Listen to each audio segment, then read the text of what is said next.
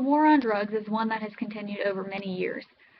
Within the northern Kentucky area, heroin has quickly become an epidemic.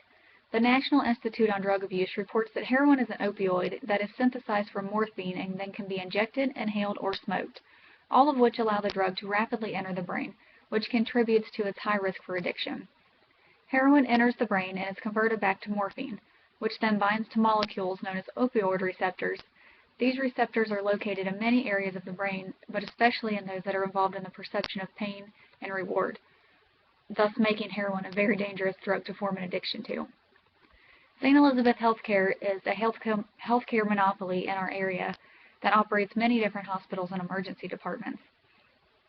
St. Elizabeth reports that in December of 2014, they had 123 heroin-related overdose patients in its 5 emergency departments. This is the most that the hospital system has seen since they began tracking such cases in 2011. Due to the rise in heroin-related charges and overdoses, there has slowly been an expansion to treatment options in the northern Kentucky area. There are certain inpatient and certain outpatient options at different agencies and different hospitals. One of the outpatient options is North Key Community Care's Intensive Outpatient Drug Treatment Program, or IOP. North Key Community Care currently has a contract with the Kentucky Department of Corrections, allowing them to be the only agency offering an intensive outpatient program to recently released inmates in the area. The inmates are referred to the program on the condition that they will be released on parole if they continue the program and complete it successfully. The program, under the Department of Corrections guidelines, is at least a 6-month program that utilizes the therapeutic community model to provide substance abuse services to those with a history of dependence and, more recently, also trafficking charges. The program requires the agency to use a 90-day substance abuse treatment model designed for offenders with no previous substance abuse treatment experience called Living in Balance. The Living in Balance curriculum includes lessons on drug education, triggers for drug use, planning for sobriety, and skills for stress, among others.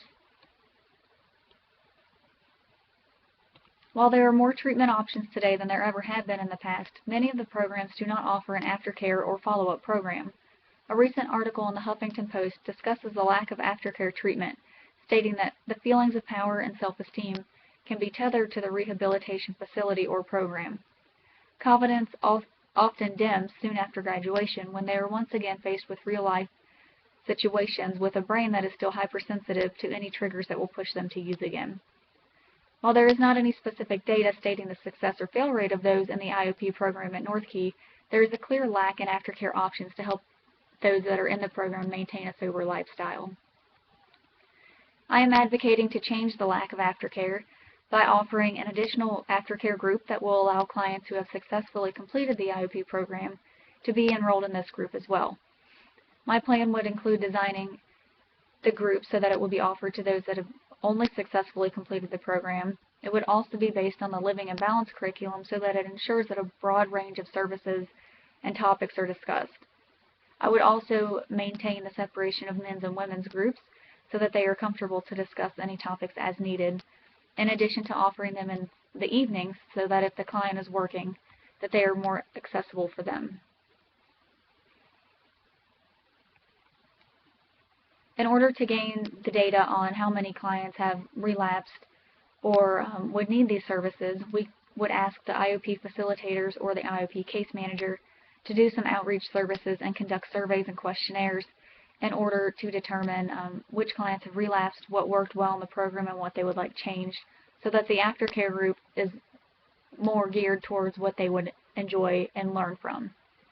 There is a clear lack in aftercare, and by offering a new aftercare group, it would not only benefit the clients that have completed the program, but it will benefit the agency by showing that the effort is being made to follow these clients, hopefully bringing in new clients that either want the aftercare option or that their family members want it, in addition to possibly bringing in new contracts with agencies or departments within the state that would also like to see that type of program implemented.